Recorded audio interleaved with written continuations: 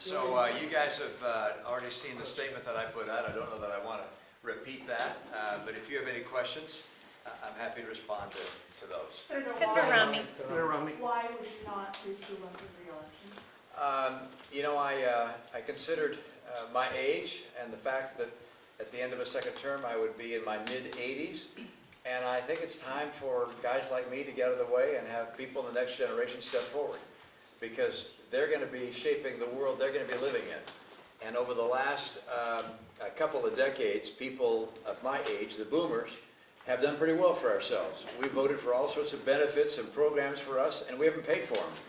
And I think some of the people that are coming along next want to have a say in how we leave the earth and how they prepare for the future they're going to live in.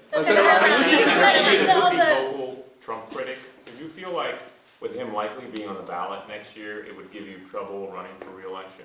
You know, there was a recent poll in Utah which had me showing some very strong numbers. I was very pleased to see that. I think the people in Utah don't all agree with me on the posture I took with regards to Donald Trump, but they respect people who vote their conscience, and I appreciate that in my fellow citizens. And I don't have any question in my mind that if I'd have run again, I just don't think that we need another person in their 80s. I'm a little long of tooth already. We don't need more like me. The issues of the day relate to China, climate change, AI, and a lot of guys in their 80s who know how to deal with those issues. You mentioned your age as one of the reasons for not running for re-election. Is that a nice way to say to some of your colleagues who are older that maybe it's time for them to step down as well? Well, everybody's going to make their own decision, of course, and consider their own circumstances. I just looking at my age and where I am, I wish, if I knew that I was going to be like Chuck Grassley and be able to be vigorous and dynamic into my 90s, I might have reached a different decision, but you never know. But I do think that the times we're living in really demand the next generation to step up and express their point of view, and to make the decisions that will shape our American politics over the coming century.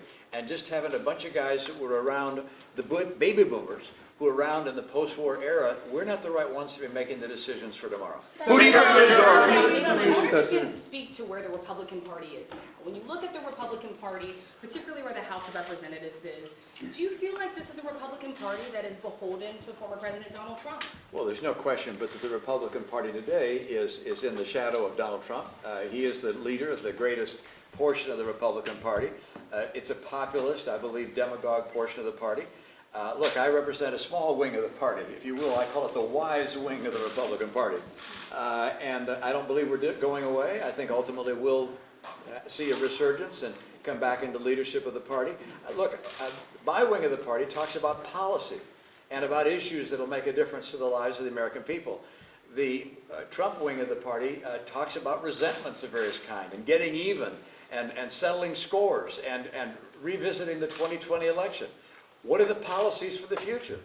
And my party is only going to be successful getting young people to vote for us if we're talking about the future. And that's not happening so far in that other wing. Aren't you going to lose that battle? People like you are fighting that wing of the party and stepping aside. And to add to that, you had said just that a lot of the party simply does not believe in the Constitution. What do you mean by that? Well, I was in a rally where someone said to me, you know, if you're elected, this is when I was running for Senate last time, if you're elected, will you close down ABC, NBC, and CBS because they're not sending out the truth? And this was in a Republican rally, and I was like, really? I mean, there's no question. There's some portion of my party and the opposition party who thinks we need to have a strong person, a strong man, to put aside the Constitution. And for that matter, President Trump, former President Trump, said we should put aside the Constitution and reinstall him as president. I mean, so yeah, there are some people who believe that. I believe they're sorely wrong. I believe the great majority of American people believe that they're wrong. But in terms of what I'm going to be doing, look, I want to get more young people voting and involved in the political process, and that's something I'm going to devote myself to after the next year and a half when I spend it. Who do you plan to endorse as your successor? Governor Cox, Mia Love, Congressman Owens, and second, why not stay and fight for what you believe in, even if it takes you to your mid-80s? Well, in part because I believe we want some other young people coming in and making those decisions. I don't intend to make endorsements. By the way, I think endorsements are, what's the old line, the John McCain line, they're not worth a bucket of spit. Who the heck cares who endorsed who? You make your decision as a voter about what you think about the candidate and their point of view and their vision, and you don't care about what some other person said. So I'm not planning on. But who do you want to succeed you? I don't have a comment on who might succeed me. I hope that we get a very strong contender and that it's someone who's a little younger than me. Senator, if you think you're too old, what about Biden and Trump, who are way older than you? Do you think they should be rerunning? Oh, I think it'd be a great thing if both President Biden and former President Trump were to stand aside and let their respective party pick someone in the next generation.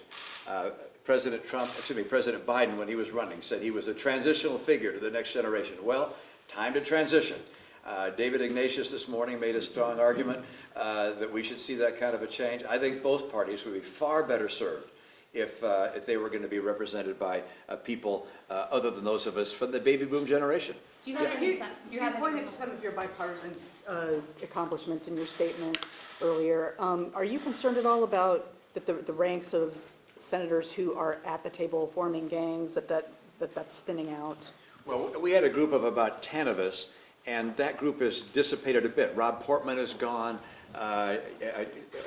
Susan Collins has become really the ranking member on appropriations. That's got to be her focus. Then you've got Sinema, Manchin, Tester on the Democratic side. So we're all pulling in different directions these days. Coming together like we had was a very unusual thing. Look, I recognize that I had an embarrassment of riches initially, which is as a first-term senator, I got together with a group of other folks, and we got a lot of stuff done.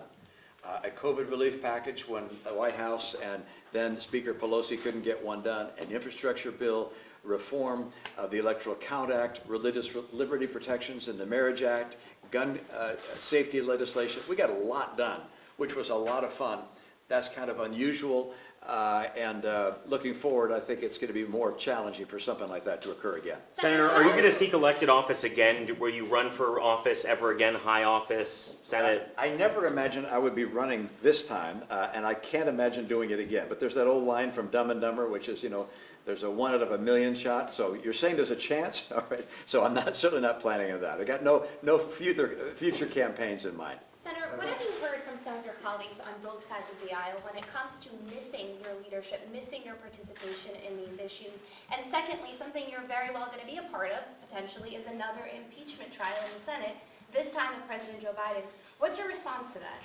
Well, I have been heartened today as I've received texts from a great number of my colleagues saying they're going to miss me. I appreciate that. I was heartened by the poll in Utah a couple of weeks ago that was very, very encouraging as well, with a very positive approval rating. That feels good. Following the George Costanza lead, which is you leave when they're laughing, you leave when they're wishing you would stay.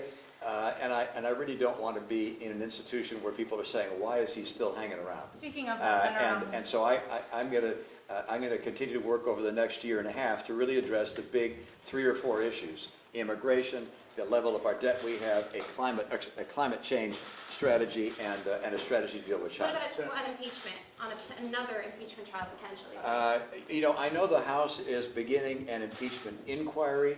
I haven't heard any allegation of something that would rise to the level of a high crime or misdemeanor. I think it'd be very unusual to actually see a referral of impeachment. I don't expect that to happen. They can inquire and see if there's evidence that shows something else. I don't think they'll find that. I don't know. But there's been no allegation of that. And any hint of that has been denied by the president. So I'm not expecting that to occur. Senator Romney, can you talk about your legacy and how you want to lead before people, as you said, are laughing at you? What would you say to some of your colleagues who have been experiencing? They were laughing at George Costanza, Yes, not me. yes, So yes. But they laugh at me too, but that's a different matter. what Yeah. do you say to some of your colleagues, including the Republican leader Mitch McConnell and Senator Dianne Feinstein, who are going through their health diagnosis and facing criticism to step down? Well, in their position, for instance, take Mitch McConnell. He's the leader of the Republican caucus. What he's able to do at his age is really extraordinary. I mean, and I'm a first-term senator. Even as a second-term senator, I would not be a committee chair or a ranking member. I'd be a junior person trying to get stuff done and fight through the regular order process. I was able to break through that with this gang that came together, but he's in a position to make a real difference at his age, which, you know, if I were majority leader of the Senate, I might reach a different decision too, but I'm not. Senator,